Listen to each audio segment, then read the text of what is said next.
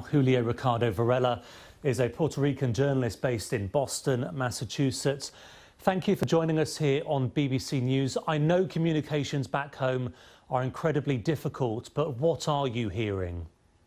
Yeah, that's true, Duncan. First of all, about half the island is still, there's no communication. But what I've heard is this is the worst storm in the history of modern Puerto Rico. Because we don't know what is happening on half of the island where there is no communication, the indications that I've heard talking with people on the ground is that this could be even worse than what we're talking about right now. So even the evacuation that's happening around the dam, we're hearing reports. There was just a Facebook report out of the town of Orocovis that has no communication, that people are walking around with a dead person for 3 days, and people they're lacking food and they're at the point of dying. So sadly, the sense is that this is far from over. There was rain even today in Puerto Rico, and half the island, no one knows what's going on.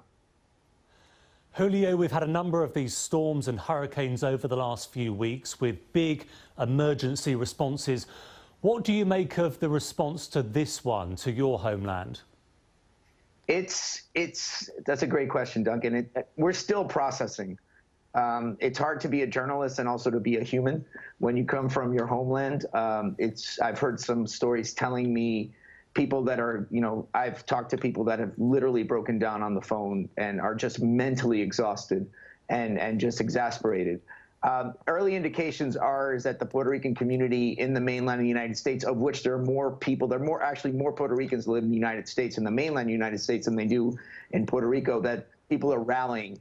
The bigger question is, what's the federal government going to do? You mentioned the federal aid that President Trump has given, but we're talking major relief. We're talking, on the levels of a Hurricane Harvey that happened in Texas.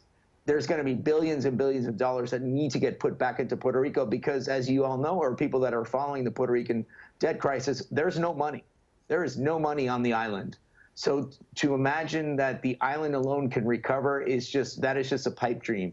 And the federal government, the U.S. federal government, is going to have to step up, put its politics aside, and really commit to saving Puerto Rico.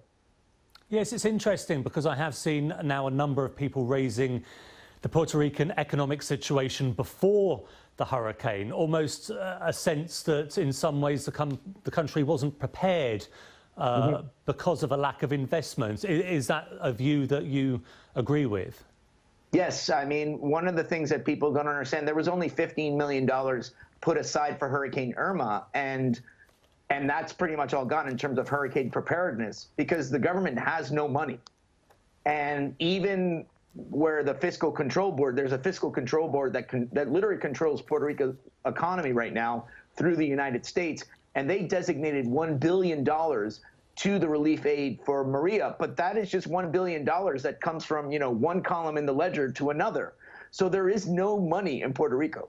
And showing the lack of preparedness, there's a lot of questions of the fact that a lot of these towns, because they lacked funding to prepare for all these hurricanes, that they weren't ready for this. So the damage that is being caused from Maria it's a humanitarian crisis that goes beyond just money. And the United States government and President Trump and his administration, even though that there are early indications that he did tweet that he wants to save Puerto Rico, this is going to be a serious, serious conversation about how committed the United States is going to be with its territory of 3 million American citizens.